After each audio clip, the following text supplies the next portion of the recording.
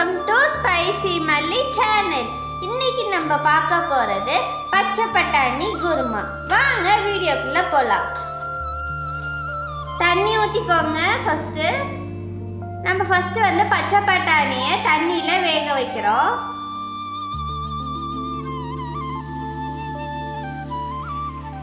தண்ணி கொதிக்குது. இப்போ வாங்க நம்ம பச்சை பட்டாணி போட்டுக்கலாம்.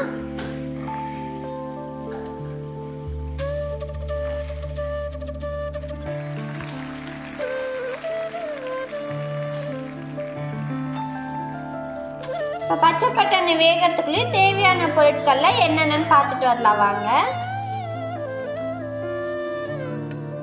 பச்சை பட்டாணி, எண்ணெய், கொத்தமல்லி, பச்சை மிளகாய், இந்துப்பு, வெங்காயம், தக்காளி, தேங்காய், இஞ்சி, முந்திரி, மஞ்சள், புதினா, தனியாத்தூள், மிளகாத்தூள், பூண்டு, அப்புறம் பட்டை வகைகள். இவ்வளவுதாங்க தேவையான பொருட்கள்.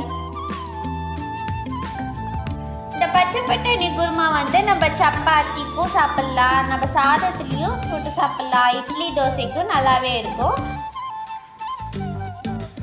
இப்போ பச்சை பட்டாணி வேகட்டும். அதுக்கு தேவையான மசாலாலாம் நம்ம அரைச்சிட்டு வந்துடலாம். அதுக்கு தேவையானதெல்லாம் வாங்க பார்க்கலாம்.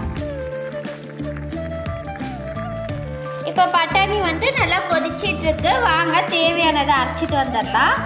இஞ்சியும் பூண்டையும் அரைச்சிக்கோங்க.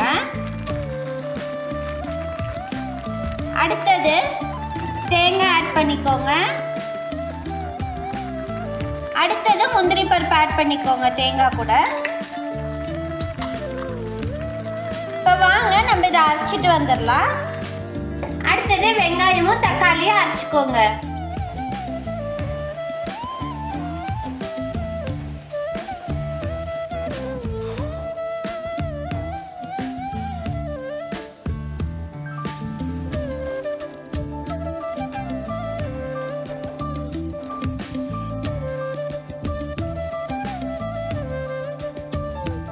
இப்போ எண்ணெய் ஊற்றிக்கோங்க.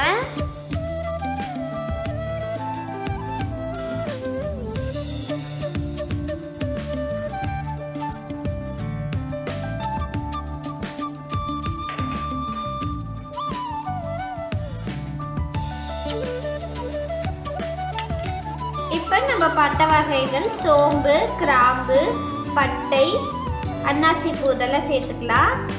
அடுத்தது உளுந்தம்பருப்பும் கடுகும் சேர்த்துக்கலாம்.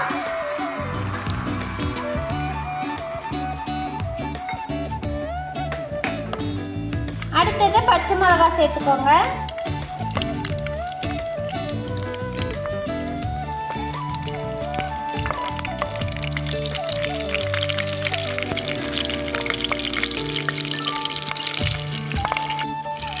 இப்போ நம்ம அரைச்சி வச்சிருந்த வெங்காயம் தக்காளி ஆட் பண்ணிக்கலாம்.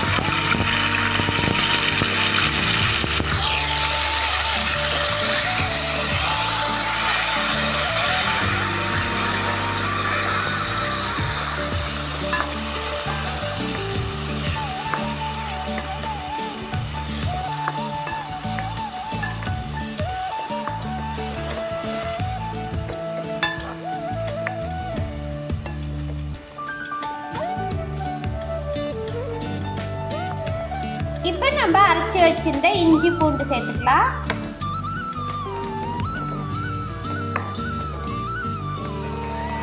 பச்சை வாசனை போகிற வரைக்கும் கொஞ்சம் வதக்கிக்கோங்க. அடுத்தது மஞ்சள்தூள் ஆட் பண்ணிக்கோங்க.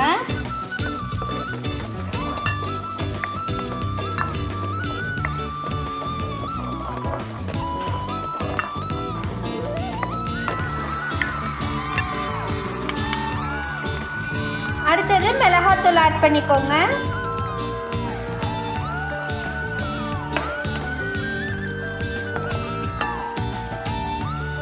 அடுத்தது தனியாத்தூள் ஆட் பண்ணிக்கோங்க.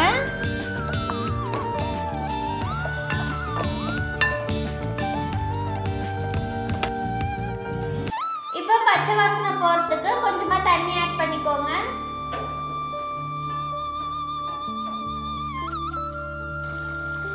இப்போ பாருங்கள் எண்ணெய் நல்லா திரிஞ்சு வந்துருச்சு.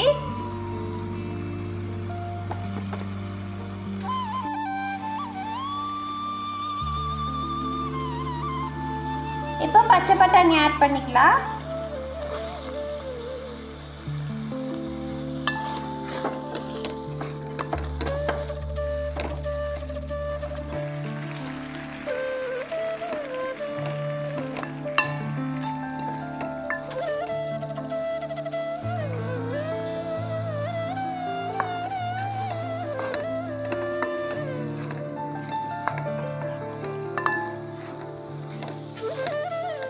இப்போ தேங்காய் பால் ஆட் பண்ணிக்கலாம்.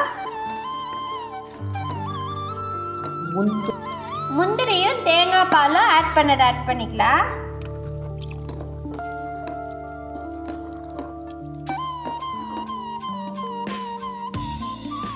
இப்போ தேவையான அளவுக்கு உப்பு ஆட் பண்ணிக்கோங்க.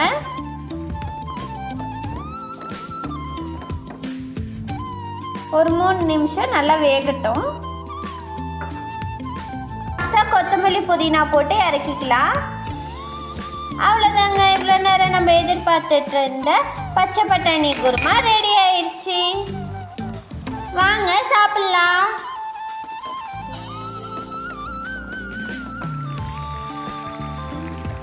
இன்னைக்கு நம்ம சப்பாத்தியோட தான் சாப்பிட போகிறோம்.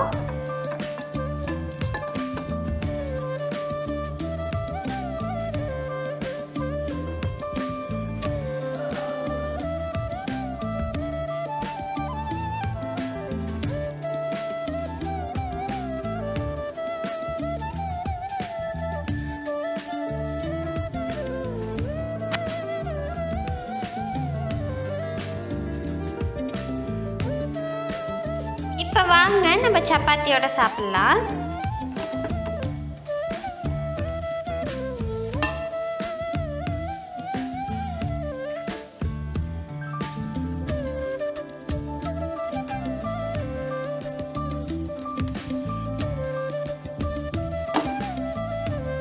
இந்தாங்க நீங்களும் சாப்பிடுங்க.